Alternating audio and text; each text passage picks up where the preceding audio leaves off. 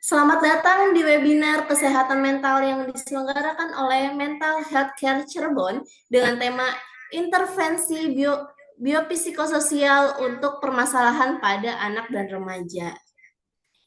Saya, Nur Intan, dengan senang hati akan memandu acara pada hari ini.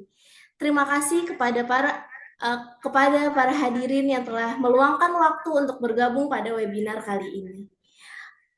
Sebuah kesempatan yang sangat berharga untuk memperdalam pemahaman kita mengenai permasalahan yang sering kita hadapi oleh anak dan remaja, serta bagaimana kita bisa memberikan intervensi yang lebih holistik melalui pendekatan biopsikososial. Sebagai yang kita ketahui bersama, masa anak dan remaja adalah fase penting dalam perkembangan individu. Pada tahap ini, mereka tidak hanya menghadapi tantangan fisik dan emosional, tetapi juga terpengaruh oleh faktor sosial yang ada di sekitar mereka. Oleh karena itu, pendekatan yang komprehensif yang melibatkan aspek biologis, psikologis, dan sosial sangat diperlukan untuk mengatasi permasalahan yang muncul. Dalam webinar kali ini, kita akan mendapatkan wawasan lebih dalam tentang bagaimana intervensi biopsikososial dapat diterapkan untuk membantu anak dan remaja dalam menghadapi berbagai permasalahan seperti gangguan mental, kesulitan sosial, maupun permasalahan perilaku. Narasumber kita hari ini adalah para ahli di bidang psikologi, kedokteran jiwa, dan hipnoterapis yang akan membagi pengetahuan dan pemahaman mereka mengenai topik kali ini. Sebelum kita mulai sesi utama, saya ingin mengingatkan beberapa hal penting, yaitu sesi ini akan diisi dengan berbagai presentasi dan diskusi interaktif. Yang kedua, jangan ragu untuk mengajukan beberapa pertanyaan melalui fitur chat ataupun secara langsung dengan raise hand. Yang ketiga adalah harap pastikan koneksi internetnya berjalan dengan lancar, dengan stabil agar kita semua dapat mengikuti seluruh rangkaian acara dengan lancar. Oke, tak perlu berlama-lama lagi, mari kita mulai sesi pertama kita dengan topik pembahasan webinar mengenai penggunaan neurofeedback dalam penanganan masalah mental anak dan remaja. Yang akan dibahas oleh narasumber kita yaitu Dr. Tati Melani, spesialis kedokteran jiwa. Oke, sebelumnya Dr. Tati ini merupakan lulusan dari pendidikan kedokteran profesi serta spesialis Universitas Pajajaran.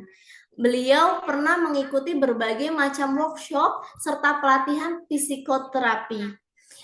Saat ini beliau merupakan dokter spesialis jiwa di RSUD Gunung Jati, Kota Cirebon, dan RS Medimas, Kota Cirebon. Beliau juga merupakan dokter spesialis kejiwaan sekaligus founder MHC Cirebon. Mari kita sambut pemateri pertama kita, Dr. Tati Melani, spesialis kejiwaan. Halo dokter. Halo, apa kabar Mbak Intan? Alhamdulillah baik. Gimana dok kabarnya?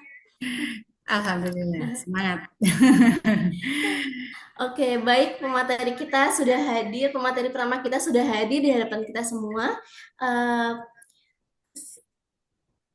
Pemaparan materi akan berjalan kurang lebih 20 menit dan akan dilanjut dengan sesi diskusi serta tanya jawab dengan peserta. Untuk itu, saya persilakan kepada Dr. Tati Melani untuk memaparkan materinya. Waktu dan layar dipersilakan. Terima kasih Mbak Intan sebagai moderator. Selamat pagi, Assalamualaikum warahmatullahi wabarakatuh. Senang sekali pagi ini saya bisa hadir di ruang Zoom bertemu dengan Bapak Ibu sekalian, tentunya yang selalu bersemangat dalam belajar, meningkatkan kompetensi ya dan pengetahuannya ya. Saya ingin berkenalan terlebih dahulu dengan Bapak Ibu yang hadir di sini. Boleh sebutkan asalnya dari mana? Adakah yang dari luar kota Cirebon? Boleh tulis di chat. Wow, Banjarmasin, Mbak Esme Enggriani. Halo,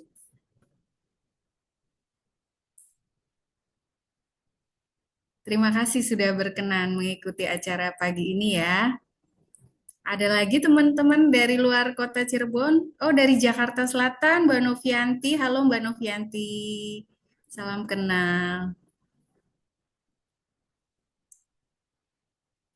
Baik, pastinya di sini teman-teman adalah nakes ya yang bergerak. Mungkin ada yang di bidang kesehatan mental, ada juga yang di mungkin secara umum ya. Dari Kudus, Alhamdulillah Dokter Gigi Isnen. Halo, salam kenal. Baik. Kira-kira yang hadir di sini apakah pernah mendengar istilah neurofeedback? Boleh ketik di kolom chat, pernah dengar atau belum?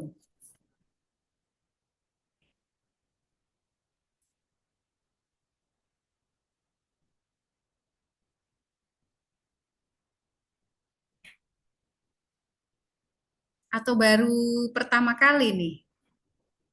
Belum pernah, ya Mbak Novi belum pernah ya mendengar istilah ini ya, neurofeedback atau terapi neurofeedback. Oh, ada Bu Sri Purwaningtyas, Bojonegoro, Jawa Timur. Alhamdulillah bisa bergabung. Halo. Belum pernah ya, Bu Sri ya. Baik. Mudah-mudahan sesi pertama ini bisa menjadi wawasan baru ya buat teman-teman, Bapak Ibu sekalian yang hadir. Saya berbagi supaya semakin banyak hasanah terapi yang bisa kita terapkan ke pasien-pasien ya. Oh ya, adakah yang di sini sedang bekerja di bidang kesehatan mental?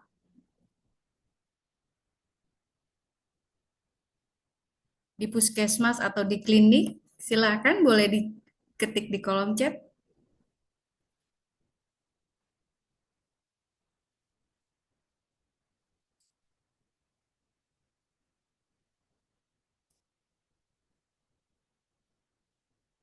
Oh tidak, tidak, bukan di kesehatan mental ya, Bu Sri, nggak apa-apa.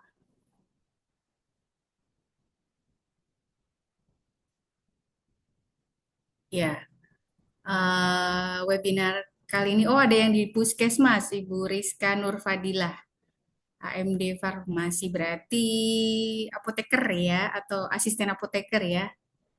Poskesdes, Ibu Dini Syahbrina. Baik. Meskipun tidak bergerak di bidang kesehatan mental, pengetahuan yang akan Bapak Ibu dapat hari ini tentunya masih bisa diterapkan, baik itu untuk pribadi, keluarga, maupun orang-orang terdekat ya. Mbak Ana Listiana Kurniasari dari Cirebon. Halo Mbak Ana.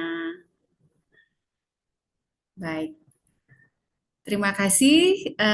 Oke, saya akan memulai ya dengan materi kita pagi ini ya.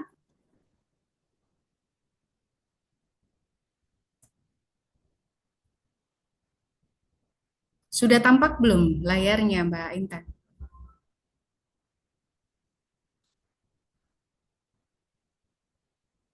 Sudah, Dok. Sudah, baik. Ya, oke. Yang akan saya bagikan pagi ini adalah penggunaan neurofeedback dalam penanganan gangguan mental anak dan remaja. Tujuan pembelajaran kita pada pagi hari ini yaitu satu, peserta mampu memahami perlunya penanganan secara multimodal untuk mengatasi gangguan mental anak remaja. Kedua, peserta mampu memahami definisi neurofeedback. Peserta mampu memahami prinsip dasar dari neurofeedback, kemudian peserta mampu memahami mekanisme kerja, manfaat, serta kelebihan, kekurangannya.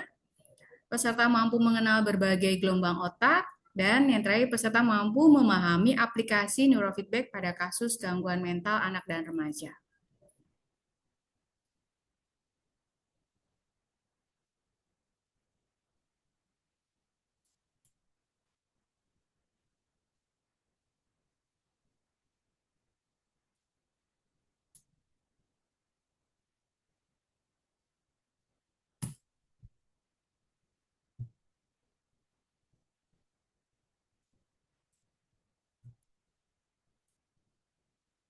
Oke, tunggu sebentar slide-nya macet.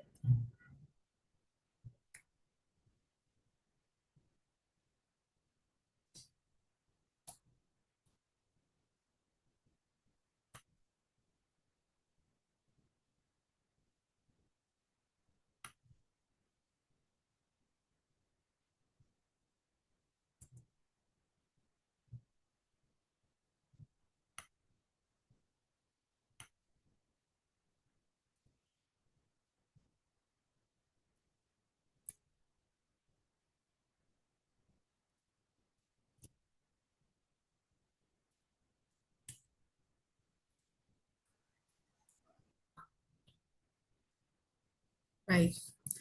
Bapak Ibu yang hadir di sini kira-kira membayangkan apa ya dari mendengar kata neurofeedback?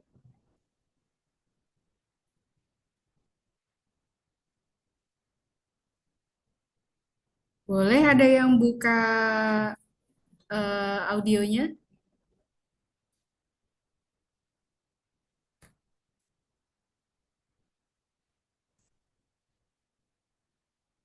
Oh, belum ya. Belum ada yang mau share. Oke, sambil jalan ya.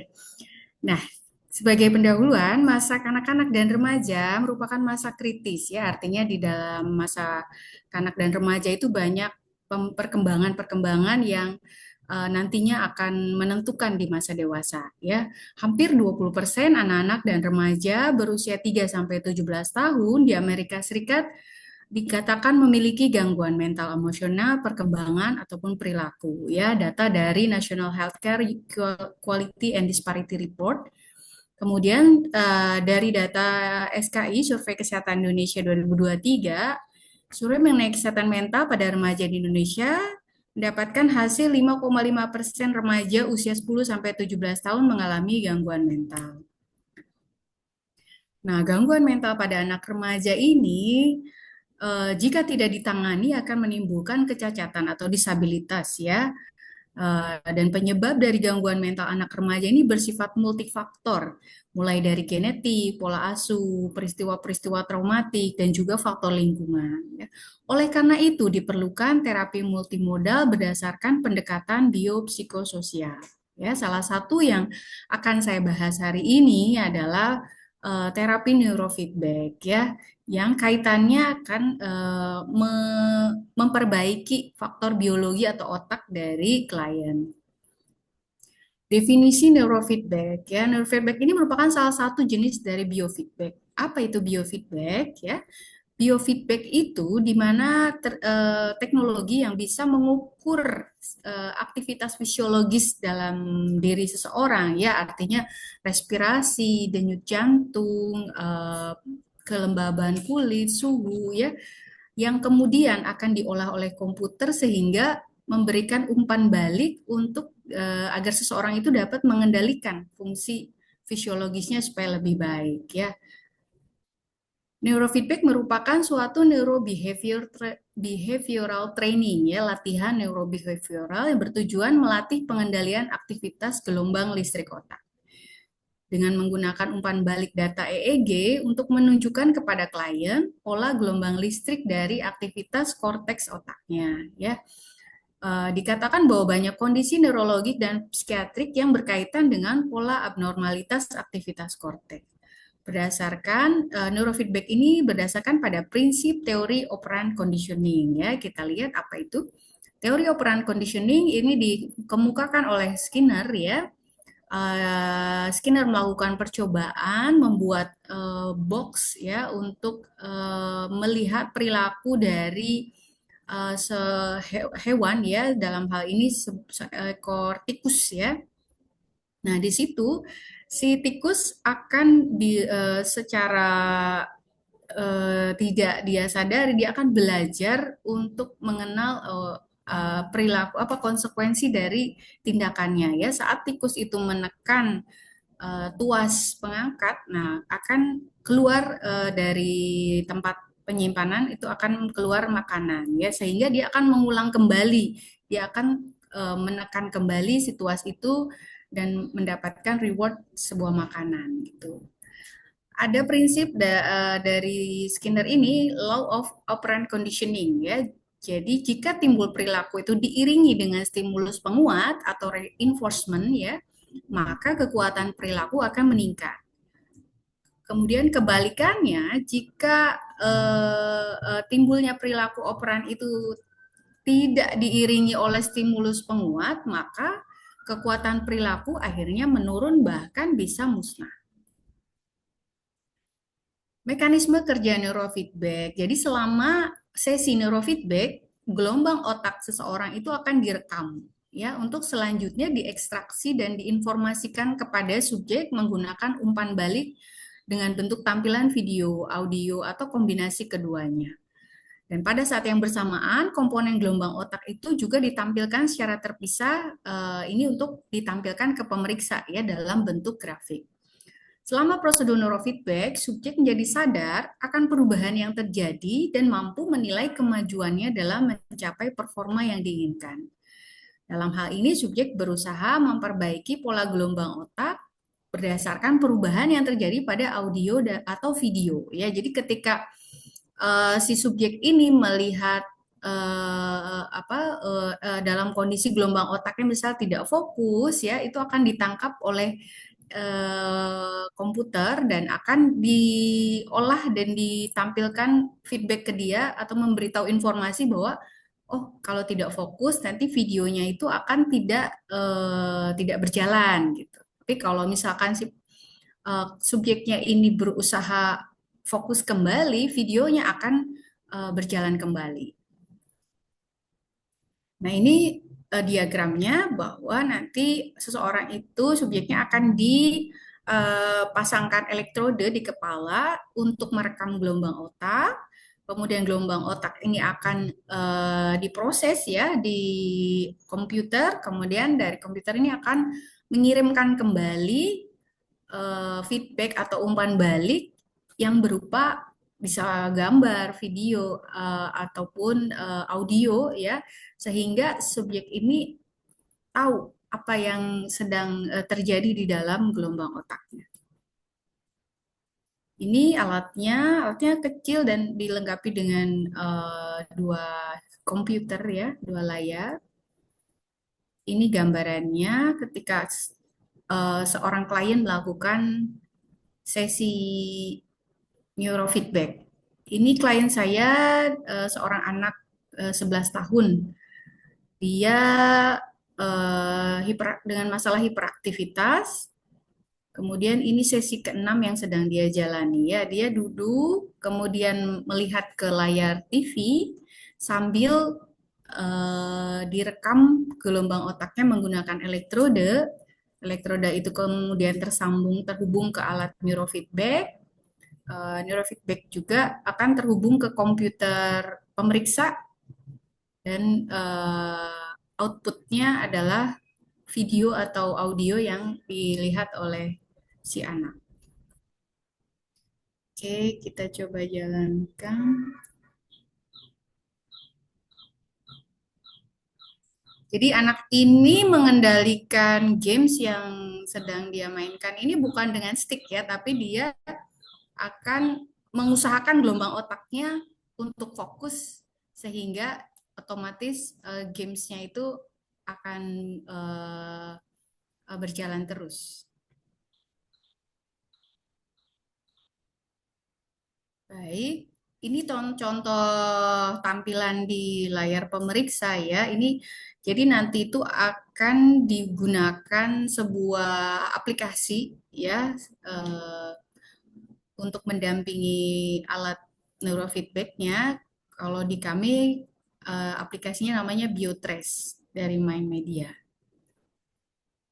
Ya, ini kemudian contoh protokol-protokol yang bisa kita gunakan dalam menangani gangguan yang dialami oleh pasien ya. Ada theta beta, ada SMR ya, sensory motor rhythm, ada SCP, slow cortical potential ya.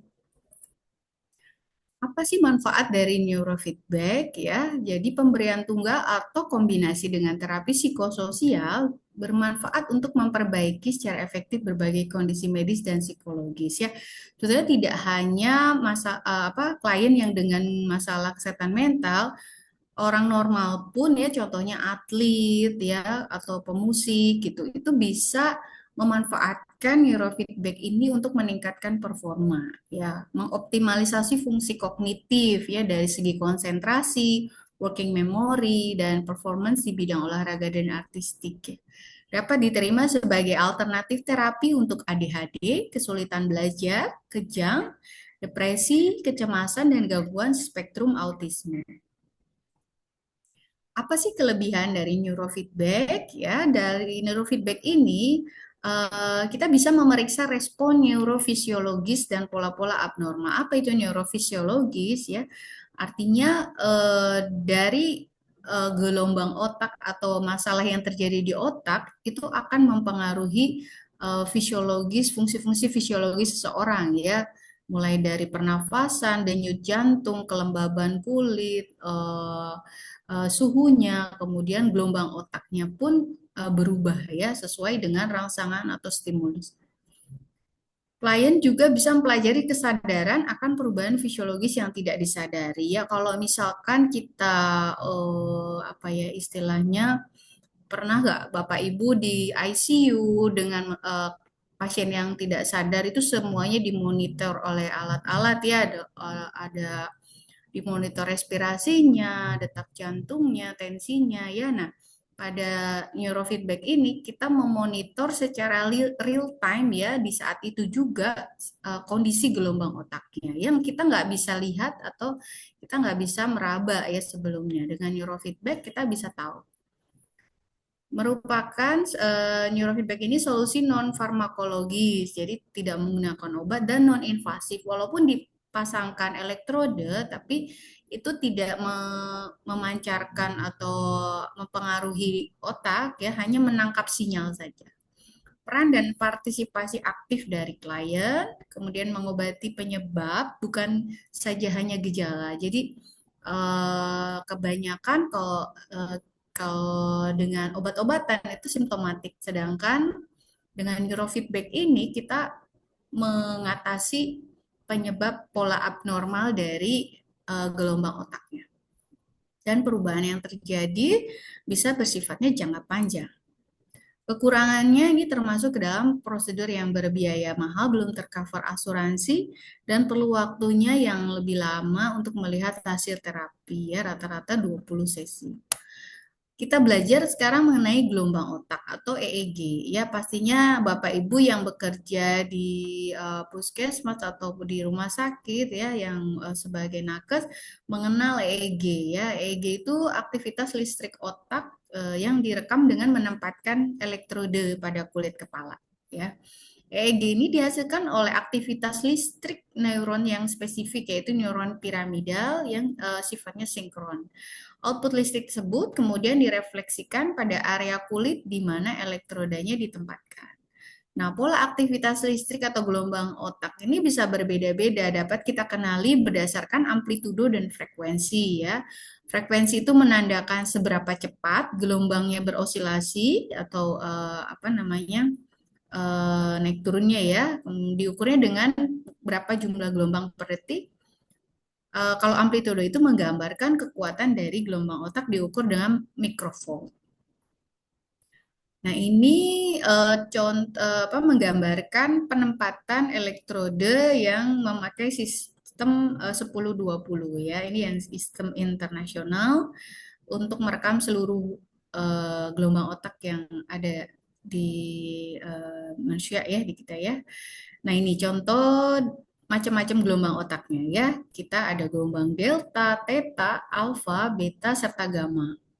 Gelombang delta itu kurang dari 4 Hz dan kita dapatkan kalau sedang tidur ya. Gelombang theta itu 4 sampai 8 Hz.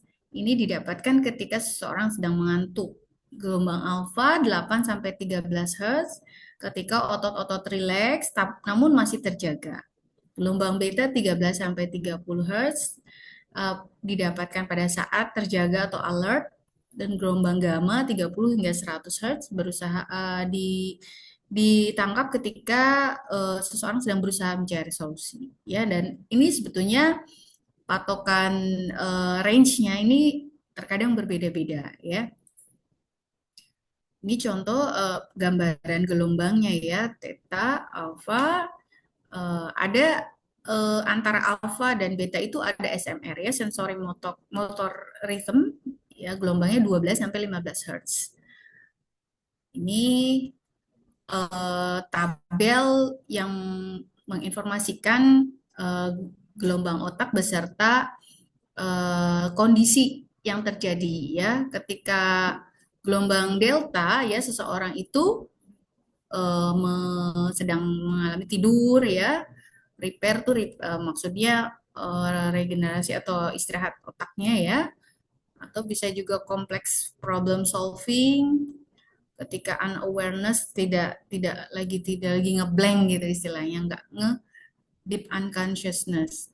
Gelombang theta 4 sampai 8 ini didapatkan ketika bisa jadi seorang itu sedang kreatif memikirkan sebuah ide, ya, deep insight, dia memiliki pemahaman wawasan diri. Deep states, ya, statusnya lagi apa, dia sangat fokus, ya. Kemudian optimal meditative state, depression, anxiety, dan distractibility juga kita dapatkan gelombang theta, ya. Gelombang alfa 8 sampai 13 ketika alert dan peaceful. Jadi mungkin kalau Bapak Ibu sedang mendengarkan alunan musik yang bikin terhanyut gitu, ya, atau sedang bermeditasi, ya, ini gelombangnya dalam gelombang alfa. Alfa ini bisa lower, bisa upper, ya, ada juga sensori motor. Kemudian beta di 15 sampai 20 ini ketika kita berpikir, fokus, atensinya lagi bertahan, ya. Atau bisa juga pas lagi tegang atau lagi excitement. High beta ini ketika hyper alertness, jadi tegang banget lah gitu, lagi waspada sekali, ya. Gamma 32 sampai 100 ini ketika learning, pembelajaran, cognitive processing, sedang otak ini memproses sesuatu, sedang menyelesaikan problem, dan mentalnya sedang fokus atau apa, tajam ininya, kegiatan otaknya, ya. Nah, ini aplikasi neurofeedback pada gangguan mental anak remaja, ya. Contoh pertama, dengan ada anak ADHD ini, karakteristik gelombang otaknya itu gelombang otak lambat tetanya lebih banyak, sedangkan aktivitas betanya yang lebih sedikit. Jadi pada ADHD nanti untuk tujuan neurofeedback ini adalah menurunkan aktivitas gelombang teta dan meningkatkan aktivitas gelombang beta, atau kita katakan menurunkan teta beta rasio. Pada kasus gangguan belajar juga kita bisa gunakan neurofeedback ini. Gangguan belajar ini ditemukan pola gelombang otaknya yang gelombang lambatnya berlebih, terutama tetanya, ya, berlebih, serta defisit aktivitas alfa. Nah, neurofeedback ini nanti protokol yang akan digunakannya itu untuk meningkatkan aktivitas alfa. Pada kasus epilepsi atau saat krans kejang itu biasanya gelombang spike atau gelombang paku yang menyeluruh. Dengan protokol SMR pada neurofeedback, epilepsi ini bisa disembuhkan, ya. Pada depresi didapatkan kelainan EEG-nya asimetri alfa frontal, ya. Nanti memang idealnya ketika sebelum memulai protokol terapi, pasien-pasien ini diketahui dulu pola aktivitas gelombang otaknya, ya. Selain EEG ada juga namanya QEEG. QEEG kuantitatif EEG, ya.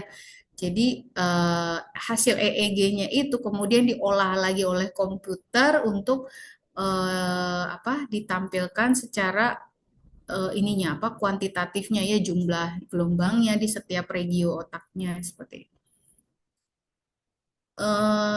Untuk kasus depresi, ini latihan neurofeedback itu digunakan meningkatkan gelombang alfa dan theta, sementara gelombang betanya yang lebih cepatnya dihambat. FAA atau frontal asymmetry alpha ini tidak hanya dikaitkan dengan depresi tapi juga dengan kecemasan. Ya, pasien dengan gangguan kecemasan memiliki pola frontal alpha activity kanan yang lebih dibandingkan mereka yang tidak mengalami kecemasan. Ya, latihan gelombang alpha dalam neurofeedback akan meredakan kecemasan. Selain itu, abnormalitas juga ditemukan pada kasus ASD, Autism Spectrum Disorder, ya, paling sering dijumpai tingginya aktivitas delta dan theta, disertai aktivitas korteks yang lambat. Ya, tujuan neurofeedbacknya adalah menghambat rasio theta alpha serta meningkatkan gelombang beta. Ya, baik. Jadi kesimpulannya, neurofeedback merupakan terapi neurobehavioral berbasis teori operant conditioning. Dalam latihan neurofeedback, seorang klien dilatih untuk dapat mengendalikan gelombang otaknya.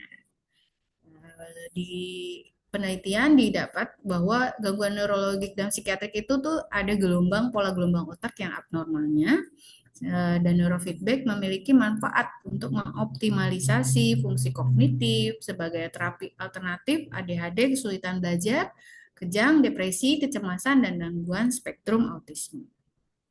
Baik, itu materi dari saya. Saya kembalikan dulu ke moderator. Baik, terima kasih dokter atas pemaparan materinya. Oke, sekarang kita masuk ke sesi tanya jawab. Nah, untuk para peserta yang ingin bertanya bisa langsung raise hand atau menuliskan pertanyaannya di kolom chat. Oke. Oke, Dok, sambil nunggu peserta nih, Dok, untuk bertanya. Kan, Dok, neurofeedback ini masih awam banget ya, Dok, untuk di kalangan yang mungkin non medis gitu ya, Dok. Nah, apalagi di Cirebon itu mungkin ini baru satu-satunya yang ada di Cirebon gitu ya, Dok ya. Nah, kalau neurofeedback ini, Dok, dalam pelaksanaannya ini merupakan terapi tunggal atau terapi yang apakah neurofeedback digunakan sebagai terapi tunggal atau lebih efektif jika digabungkan dengan pendekatan lain seperti terapi perilaku kognitif atau obat-obatan, Dok? Oke, Mbak Intan. Ya, memang dalam penelitiannya itu masih banyak perbedaan pendapat. Ya, ada yang menyatakan bahwa neurofeedback saja juga bisa bermanfaat gitu ya, bisa memperbaiki simptom atau gejala. Tapi ada yang menyatakan juga bahwa neurofeedback ini adalah sebagai terapi tambahannya gitu, adjunktifnya untuk berbagai kasus. Jadi tetap aja obat itu diberikan, kemudian psikoterapi atau terapi CBT juga diberikan ya, untuk anak juga bisa dengan eh, terapi perilaku ya, apa namanya, play terapi juga gitu. Jadi memang sebetulnya kita kan tidak ada satu atau satu terapi yang match ke semua kasus gitu. Jadi memang setiap kasus pun unik dan perlu penanganannya juga secara menyesuaikan dengan individunya gitu. Kalau di sini memang klien yang saya tangani the neurofeedback ini dia juga sambil ada terapi perilakunya ya, sambil juga ada beberapa yang masih dengan obat gitu. Jadi tidak mematok, oh kalau neurofeedback yang lainnya berhenti gitu, nggak usah, tapi tidak ya. Ini sama-sama saling komplementer gitu, jadi melengkapi. Oke, baik, Dok. Oke, mungkin para peserta ada yang ingin bertanya atau mengajukan pertanyaan. Oke, silakan Mbak Esme Anggriani. Apakah suara saya kedengaran? Ya, Terdengar Bu? jelas, Nah, Mbak. iya. Silakan. Oke, terima kasih. Assalamualaikum warahmatullahi wabarakatuh. Waalaikumsalam warahmatullahi wabarakatuh.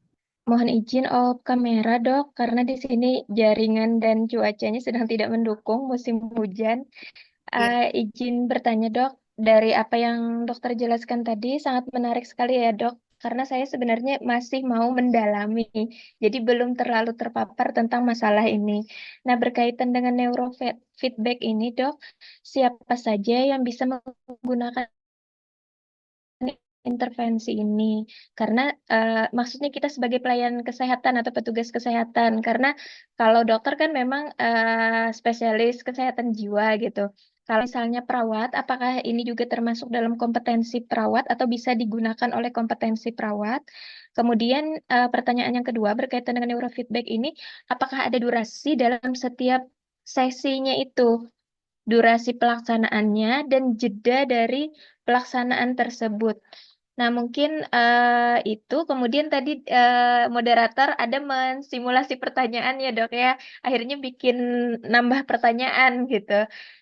Apakah neurofeedback ini bisa menjadi salah satu terapi tanpa menggunakan obat untuk masalah mental emosional pada anak prasekolah? Demikian, Dok. Terima kasih. Oke, baik. Pertanyaannya sangat bagus sekali, Mbak Esmi. Mungkin jadi antusias ya, jadi pengen tahu gitu ya. Betul, Dok. Kayaknya seri malah yang saya penasaran banget. Iya, jadi nakes yang boleh melakukan terapi neurofeedback ini sebetulnya tidak hanya dokter spesialis kedokteran jiwa ya. Kalau di luar negeri justru yang lebih banyak melakukan itu psikolog gitu ya. Dan kalau dari ikatan atau namanya perhimpunan neurofeedback internasionalnya itu boleh tenaga perawat yang terlatih pun juga melakukan neurofeedback ini gitu. Memang kalau di Indonesia itu kolegiumnya kan belum apa istilahnya menentukan pakem siapa saja yang boleh gitu. Jadi menurut saya ketika sudah punya basic dan kemudian eh, merasa sudah kompeten ya sebagai dokter umum, dokter psikiater, dokter saraf, psikolog, perawat itu dikatakan sih boleh-boleh saja gitu. Kemudian yang kedua durasi ya. Durasi ketika melakukan apa sesi neurofeedback itu bisa 30 hingga 60 menit ya.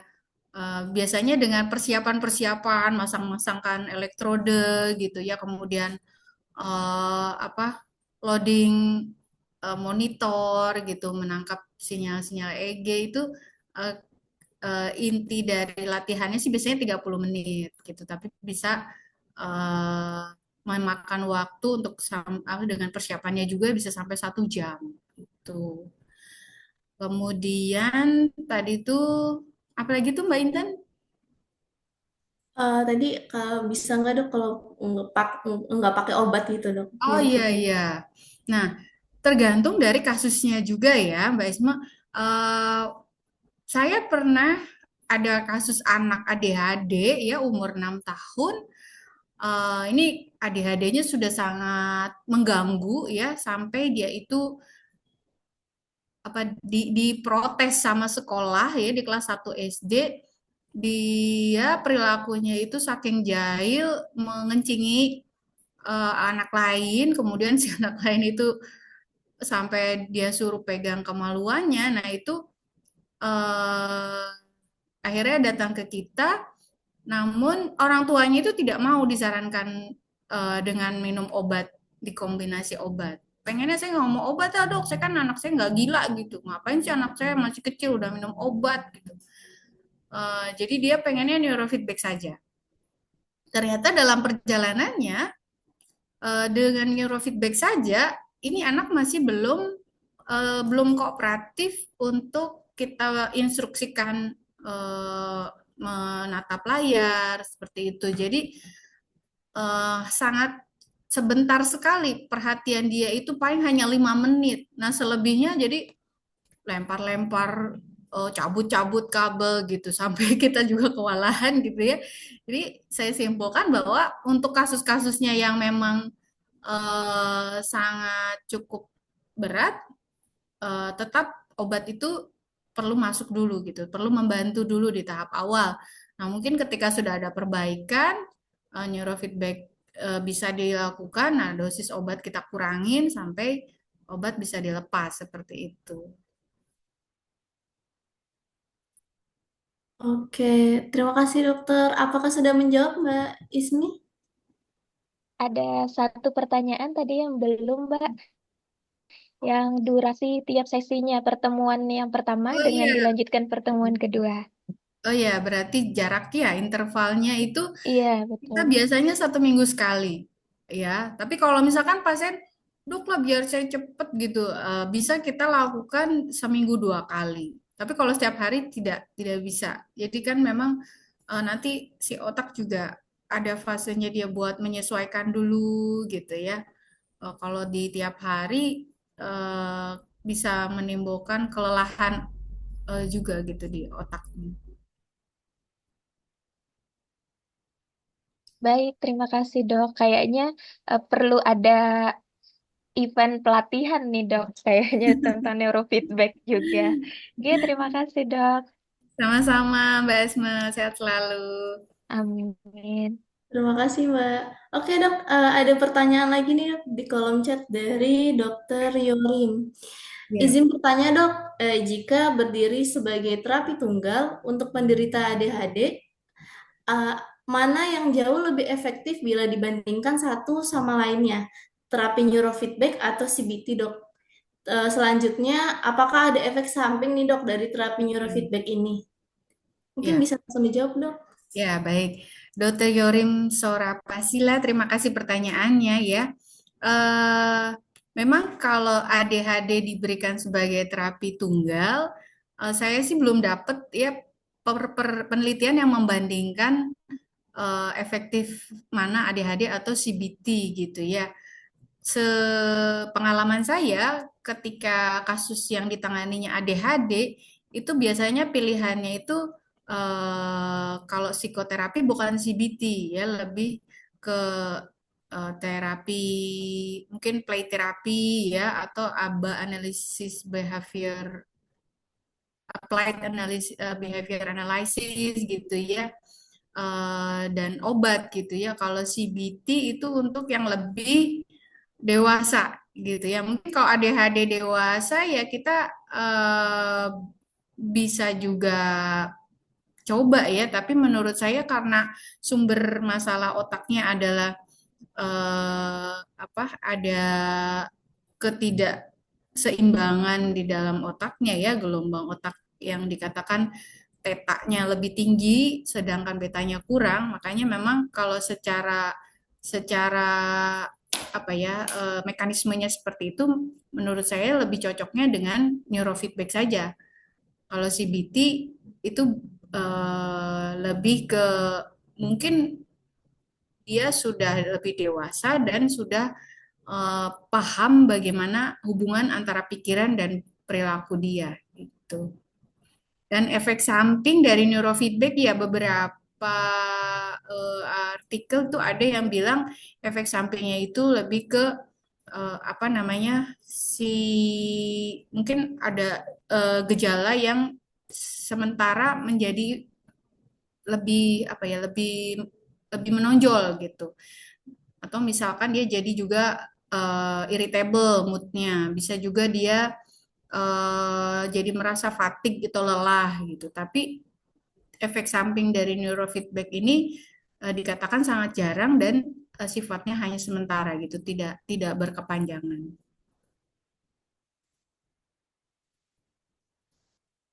Mungkin itu untuk Dokter Yorim. Apakah ada tanggapan lagi? Silakan.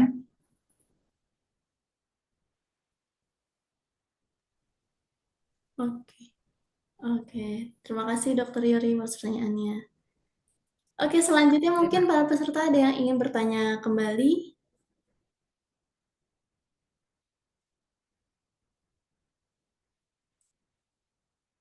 Oke, Dok, kalau diukur nih, Dok, sejauh mana sih, Dok, keberhasilan neurofeedback ini dapat diukur dalam konteks perbaikan gejala?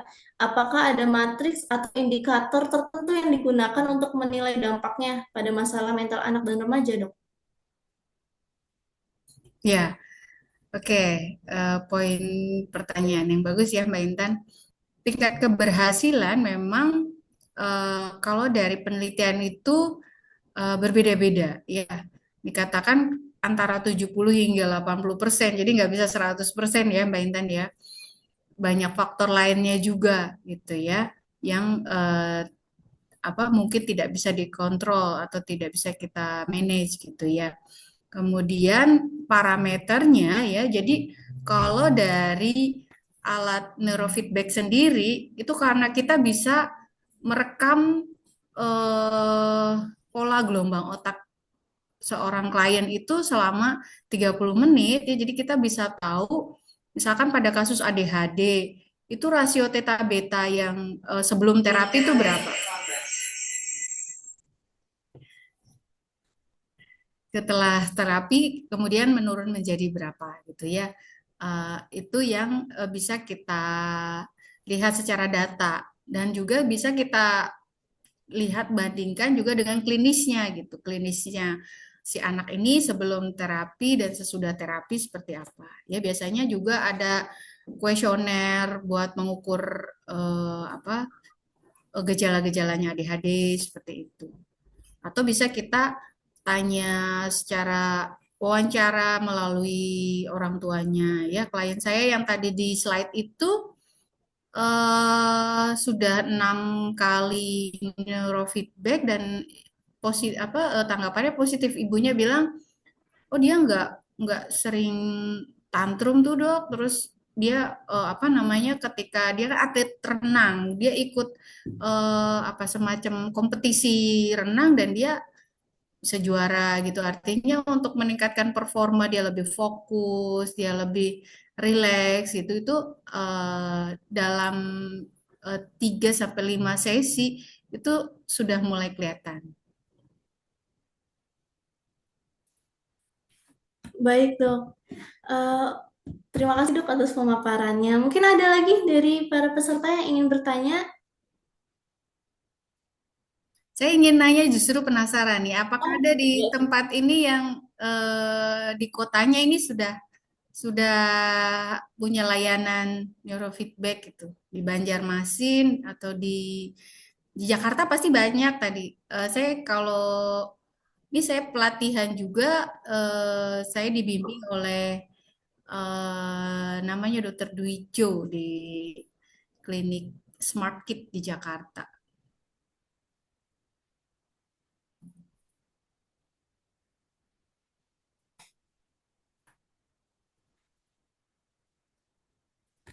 Mungkin bisa dijawab. Soalnya di Cirebon kayaknya baru pertama ya, Dok, ya, yang ada neurofeedback ini. Iya, Cirebon wilayah 3 ya baru di sini di MHC. Kalau di Bandung itu ada di RSC Provinsi Jawa Barat.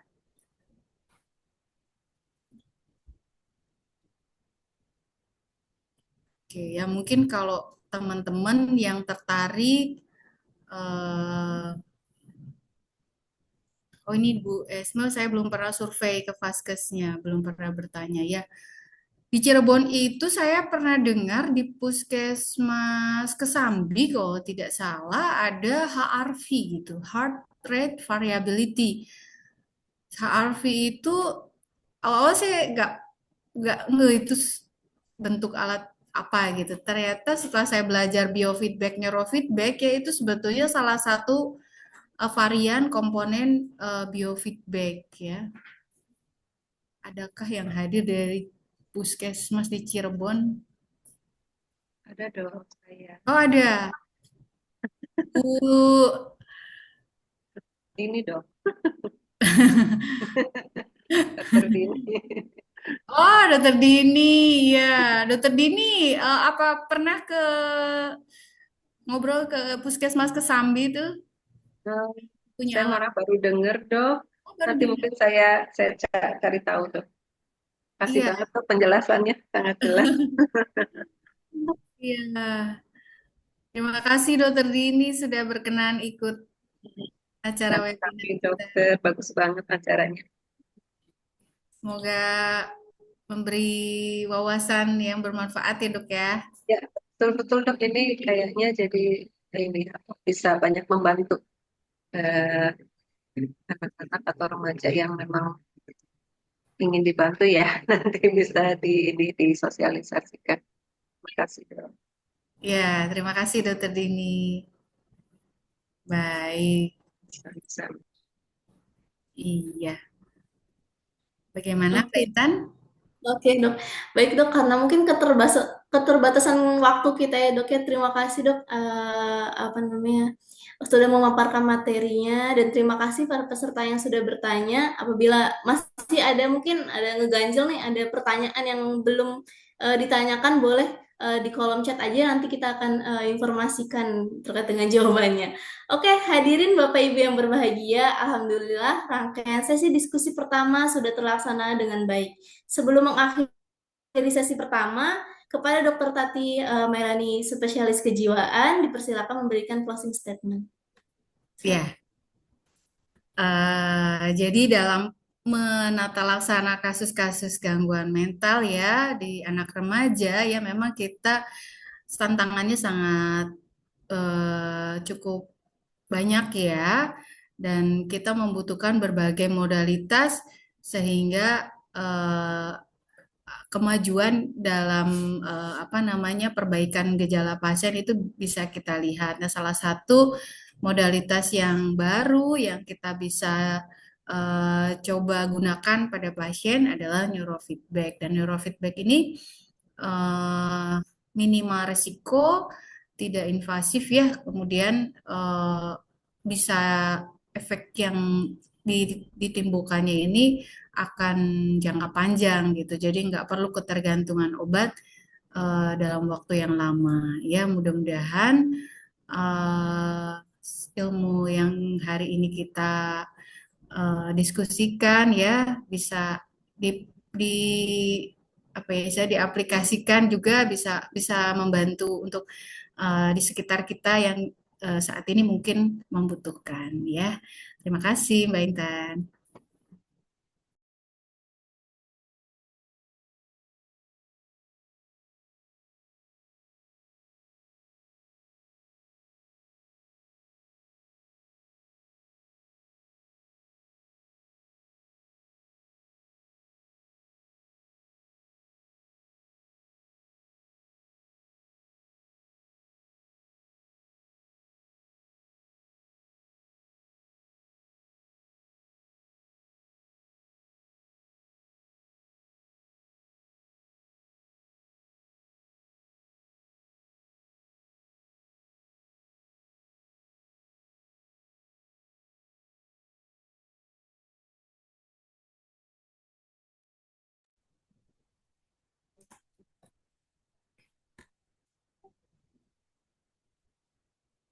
Oke, mohon maaf. Jadi dari tadi belum ke unmute. Oke, terima kasih Dokter Tati. Closing statement yang sangat luar biasa dari Dokter Tati. Untuk para peserta semua maupun para hadirin yang memiliki gejala seperti depresi, kecemasan tidur, gangguan tidur, maupun stres ataupun HDHD, bisa banget langsung datang ke klinik kami, yaitu klinik MHC Cirebon, karena di sini ada berbagai fasilitas, salah satunya yaitu dengan pelayanan neurofeedback. Oke, baik para peserta sekalian, untuk mengakhiri sesi pertama ini dengan Dokter Tati, dipersilakan para peserta untuk menyalakan kameranya terlebih dahulu.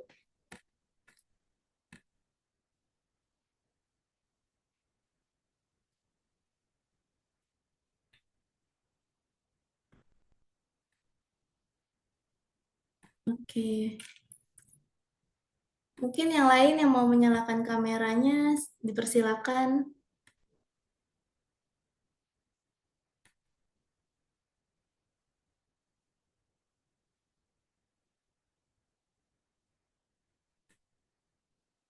Oke, ada lagi yang ingin menyalakan kamera?